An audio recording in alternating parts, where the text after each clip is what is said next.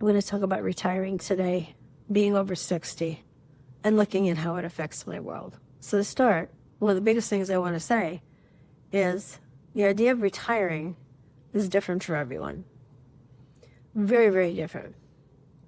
What kind of soul you have, what kind of job you've had, what kind of purpose you still have on earth, where your heart, mind, soul, and being is drawing you. I'm Diana Govert.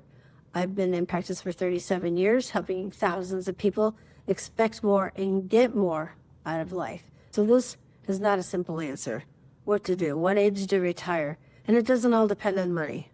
You can get the calculator out, find out what you're going to get from Social Security, what you've saved, going on in your world. If you don't, please do look around and find out as far as you are financially. But as far as what you want to do physically and spiritually, if you don't have to work and you have the option to retire, what in the world does that really mean? Does that mean stop a grind that you hate? That might be perfect for you. If you are in your 50s or 60s and just finding new passions, ways to be, things you might love to do, people you might love to be with, it's like your engine is just getting started. And having an engine that's just getting started is a lot of fun. It's like falling in love. You just get all excited and just everything changes in your world. If you're at that point, I'd love that for you.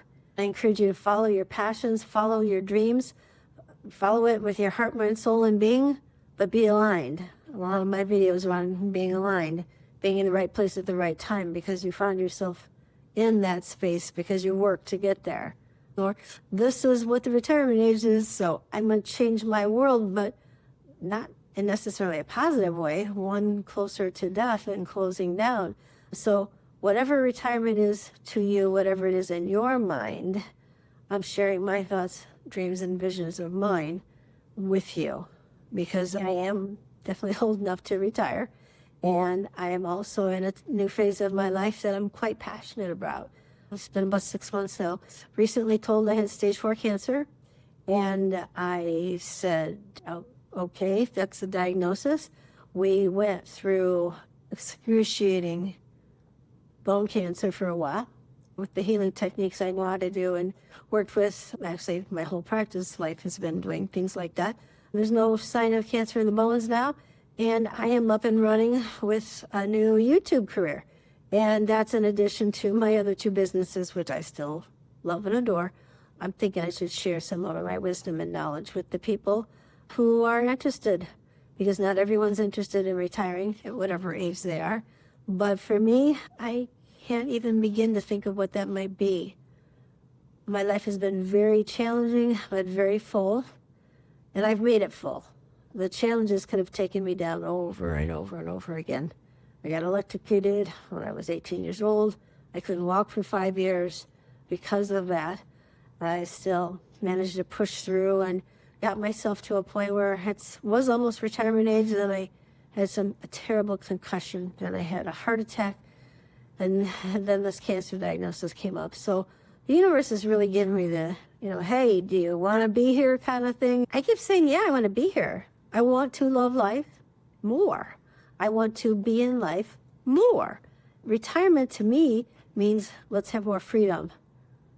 It seems like the older I get, the more I realize the older ladies, I would see them just saying anything they wanted, anywhere they were.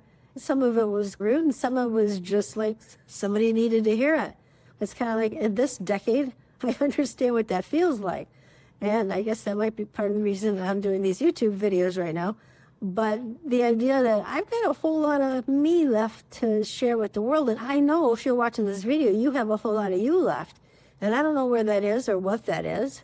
If you want to work with me, we can help discover that for you one-on-one. But the idea of today's video is to just kind of encourage you to know that if you're still on this planet, you have something to do. And it may be big, it may be very, very tiny.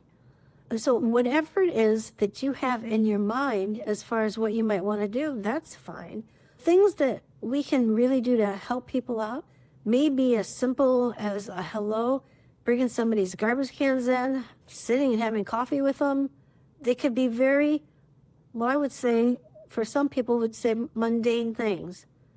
And sometimes that would be exactly what you're here for, to uplift people in your life that you happen to be enjoying, that you've chosen to be here with, and enjoy it and live with it. That may mean traveling, that may mean staying at your home and hanging out with people who need a little help. Maybe they're a little elderly and they need a little something. But whatever is reaching for you, I want you to reach back and see what that might give to you, because being here is worth it. Being on this planet always has something to give, and you always have something to give back.